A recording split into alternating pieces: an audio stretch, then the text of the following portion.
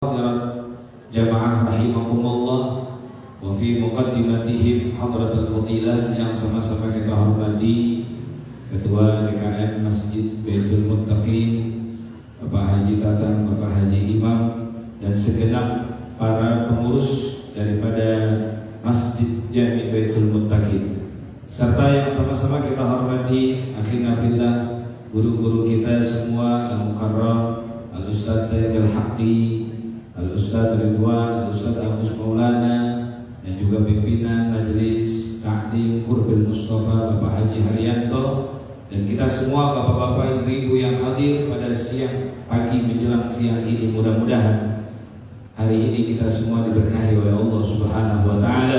Seluruh rangkaian zikir kita, ibadah kita, sholawat kita diterima dan diridhoi oleh Allah Subhanahu wa Ta'ala. Dan tidak bangkitnya kita dari majelis ini kecuali Allah ampunkan semua dosa-dosa kita dan terkabul semua hajat kita dunia dan akhirat. Amin ya rabbal alamin.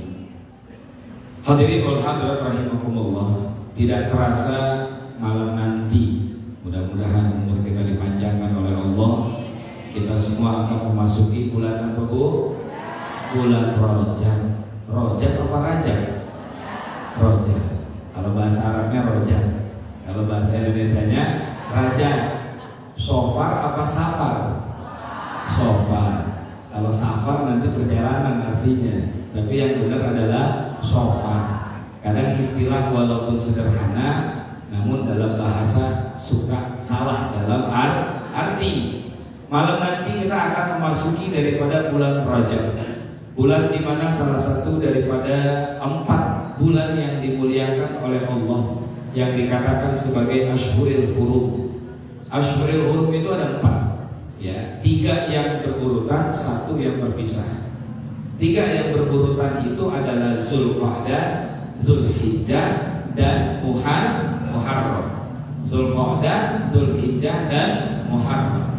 Yang terpisah adalah nanti malam ini, yaitu bulan Rajab, bulan di mana persiapan kita untuk menyambut bulan kita yang dikatakan sebagai bulan umatnya Nabi Muhammad Sallallahu Alaihi Wasallam, yaitu bulan suci Ramadan. Karena kalau udah masuk bulan Rajab itu kadang nggak berasa waktu ya Bu ya. Habis Rajab tahu-tahu masuk bulan Sya'ban.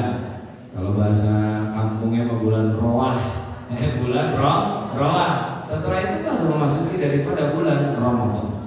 Maka itu bisa dikatakan Rajab dan Sya'ban ini adalah training, bulan latihan untuk kita memperbanyak ibadah agar kita nanti maksimal ketika masuk di dalam bulan suci Ramadan. Juga sebagian dinisbahkan bahwa bulan Rajab ini sebagai syahrul istighfar, bulan untuk memperbanyak kita beristighfar. Ya, bahkan dengan kalimat biasanya itu ulama menyarankan Rabbighfirli warhamni wa tub alayya. Rabbighfirli warhamni wa tub alayya. Itu diperbanyak pagi dan sore hari. Insya Allah. Sebenarnya istighfar bukan hanya pada bulan Rajab, tapi kapanpun, dimanapun kita melaksanakannya, akan ada janji besar dari Nabi kita Muhammad Sallallahu Alaihi Wasallam. Kata Nabi Sallallahu Alaihi Wasallam, "Man lazimal istighfar." Siapa orang yang melazimkan istighfar, bahasanya lazim bukan mengucapkan. Berarti kalau udah lazim itu memang banyak, memang banyak. Dan perlu kita ketahui Bu, istighfar ini menjadi solusi. Solusi di saat kita mendapati waktu-waktu yang ijabah, waktu-waktu yang di situ akan diijabahnya doa oleh Allah, dan kita tidak bisa mengungkapkan semua permintaan kita karena permintaan kita terlalu banyak, maka wakilkan dengan istighfar. Wakilkan dengan istighfar. Contoh buat bapak-bapak, ya, ketika doa yang mustajabah itu waktunya adalah bainal khutbataini, di antara 2 khutbah. Di antara 2 khutbah itu waktunya lama apa sebentar, Pak? Lama apa sebentar? Bentar. Fastaghfiruhu innahu huwal ghafurur rahim. Duduk khatib. Duduknya paling seukuran hanya biqadri sholataini, dengan ukuran rakaat 2 rakaat yang khafifatain yang cepat. Ya, di situ dan kita minta apa di situ waktu yang ijabah? Banyakin istighfar sih. Banyakin istighfar. Kenapa? Karena dengan istighfar itu kalau diterima oleh Allah, 1, dosa diampuni, 2, semua hajat dan keinginan kita akan diterima oleh Allah Subhanahu wa ta'ala. Maka jadi solusi. Kalau kita banyak permintaan terus kita jarang atau nggak sempat untuk mengungkapkannya, sebenarnya bahasa kita aja yang nggak sempat. Emang kitanya yang lalai. Memang kitanya yang lalai. Maka wakilkan dengan istighfar. Memperbanyak istighfar. Orang yang banyak istighfar, ja'alallahu min kulli hammin faraja. Allah jadikan rasa bingungnya, rasa gundah gulana dalam hati itu akan terlepas. Yang namanya hati tenang itu mahal. Hati tenang itu mahal, dan itu bagian dari rizki. Kayak ibu-ibu di sini semuanya mudah-mudahan hatinya tenang. Amin. Gak ada yang mikirin utang, gak ada yang mikirin laki. Cuman sampai pulang ke rumah ya kepikiran lagi juga. Tapi ya itu gak apa-apa. Ala kulli hal itu adalah rizki dari Allah. Dan itu besar pengaruhnya dalam kehidupan kita. Makanya Rasulullah sampai suruh kita ta'awwadhu minal hammi, ta'awwadhu minal huzni. Baru ada doa, Allahumma inni a'udzubika minal hammi wal hazan, minal ajzi wal kasal, minal jubni wal bukhl, dan seterusnya. Jadi orang yang banyak istighfar, dia akan dikeluarkan dari rasa bingungnya, rasa gundah gulananya. Wa min kulli dhiqin makhraja. Yang kedua, kesempitannya, masalah kehidupannya akan ada jalan keluar. Akan ada jalan keluar. Tapi tidak sekedar dengan istighfar saja, dibantu dengan amalan-amalan yang bisa mengeluarkan kita dari masalah. Apa contohnya? Nolong orang. Ini kadang nggak masuk dalam konsep akal kita, tapi ini konsep langit, konsep Rabbani yang memang udah bahasanya akan ada timbal balik. Di mana kita menolong orang, Allah pasti akan menolong kita. Kita bantu orang, Allah akan bantu kita. Maka kalau kita lagi ada masalah, kalau bisa nolongin orang. Kan pikir kita aja ada masalah, gimana nolongin orang, Ustaz? Kan gitu. Semampu kita menolong itu bisa dengan doa, bisa dengan materi, bisa dengan bantuan, bisa dengan solusi, nasihat, dan yang lainnya. Itu nanti adalah cara agar Allah mengeluarkan kita dari masalah itu. Subhanallah. Jadi justru kalau kita ada masalah, banyak bantuin orang, nanti Allah akan selesaikan masalah kita dari jalan yang kita tidak ketahui. Nah ini yang memang yang dipakai oleh salafun salih. Yang ketiga, nah ini yang paling banyak diincar sama kita semua. Orang yang banyak istighfar adalah razaqahullahu min haitsu la yahtasib.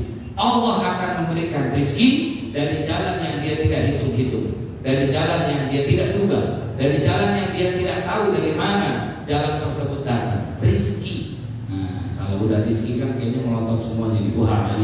Ketahuan gak punya duit semuanya. Tapi begini Bu, saya kemarin taklim ngaji. Ya disitulah memang yang namanya ngaji itu membuat kita jadi bodoh. Ngaji terus sampai kita bodoh, bukan merasa benar dan pintar. Saya ngaji, gurunya masih usianya di bawah saya, namanya Habib Ali Riza Segaf. Ya, buka kitab kecil Safinatun Najah, tapi di situ ada hal yang menarik yang beliau sampaikan. Nah, ini berkaitan dengan rezeki. Kebanyakan kita hanya mencari amalan untuk mendatangkan rezeki. Benar apa benar? Benar. Kalau dikasih amalan yang mungkin pahalanya seperti akan dijauhkan dari neraka, masih gini-gini aja. Pahalanya akan diselamatkan hari kiamat, masih gini. Ini pahalanya akan dilipat gandakan rezekinya. Wah, ini rezeki itu ya yang banyak dicari. Banyak orang hanya mencari amalan daripada memperbanyak rezeki, tapi lupa ada amalan yang menghalang rezeki. Ada amalan yang menghalang rezeki. Dan tidak kita sadari kita melakukan itu. Tidak kita sadari kita melakukan itu. Padahal harusnya itu dulu langkah awal, kita hilangin dulu, nanti akan datang rezeki yang banyak dari Allah Subhanahu wa ta'ala. Betul apa betul? Penghalangnya dulu dihilangin. Bisa jadi kita ini ditentukan oleh Allah rezekinya banyak. Bisa jadi ditentukan oleh Allah rezekinya banyak. Tapi karena kita sedikit. Cuma karena kita sibuknya untuk amalan yang mengambil atau mencari rezeki. Main logika, main akal-akalan. Sekarang kita butuh dua-duanya. Pertama ember, yang kedua air. Ember dan air. Sekarang buat apa kalau kita memperbanyak air kalau embernya bocor? Buat apa kita memperbanyak air, mengisi air kalau embernya bocor? Buat apa kira-kira? Bermanfaat gak? Enggak. Lebih baik tambah dulu embernya. Datang airnya setengah manfaat, penuh bisa buat mandi, bisa buat cuci piring, bisa buat apa aja. Nah disitulah terkadang kita harus koreksi hal-hal apa yang bisa menghalangi rizki dari Allah kepada diri kita. Faktor pertamanya itu adalah dosa. Faktor pertamanya adalah dosa. Dan yang berbicara saya khususnya bukan berarti orang yang terlepas dari dosa. Banyak kita semua dosa. Maka sedikit demi sedikit kita kurangi dosa. Sedikit demi sedikit ya kita minimalisirlah dosa-dosa yang sudah kita kerjakan rem semuanya. Insya Allah yakin pasti rizki akan baik, diganti oleh Allah Subhanahu wa ta'ala. Itu penghalang terbesar. Bahkan dalam hadis dikatakan penghalang dari rizki adalah dosa, yang diantara dalam dosa tersebut adalah berbohong. Nah, ibu-ibu suka bohong sama suaminya? Enggak ya? Enggak dikit, banyak lagi. Insya Allah tidak. Alhamdulillah. Mau bohong yang kecil yang besar jangan. Ya, karena itu yang bisa menghalangi daripada rizki kita. Lagi gosok di baju suami ada duit lagi 100.000. Itu dilaporin apa kagak kira-kira? Kagak. Jadi bercanda aja ya bang. Nah jadi penghalang daripada rizki diantara adalah dosa. Dan masih banyak. Kalau mau buka ada di kitab Ta'limul Muta'alim. Tapi memang ada yang berlandaskan hadis, ada yang tidak. Hanya mujarrabat saja, uji coba daripada ulama. Dan ada lagi yang menarik. Termasuk yang menghalangi rizki kita adalah malas menuntut ilmu. Nggak pernah hadir ke pengajian. Kenapa? Karena kata Nabi, talibul ilmi takaffalallahu lahu birizki. Penuntut ilmu itu akan dijamin rizkinya oleh Allah. Makanya ngaji. Jangan ambil balik, ngaji. Ya. Malam Sabtu di sini pengajian malam apa Ustaz? Malam Minggu. Nah, Ustaz Ridwan malam Minggu hadir. Tapi jangan niatin bisa dapat rezeki, jangan. Soalnya saya udah taklim berpuluh tahun masih melarat aja begini. Wah, ini namanya bukan apa namanya. Jangan protes seperti itu. Tapi yakin. Ada seorang pemuda datang kepada Imam Syafi'i. Pemuda tadi bilang, wahai Imam, saya kesempitan dalam hidup. Jadi maksudnya rezekinya seret lah. Ya, pokoknya agak susah gitu. Apa kata Imam Syafi'i? Kamu punya pulpen, alat tulis? Punya buku tulis? Punya. Ambil, kamu datang menuntut ilmu. Nanti rezeki akan datang kepadamu. Itu kata Imam Syafi'i. Menunjukkan bahwa ngaji itu bisa mendatangkan rezeki. Dan memang benar.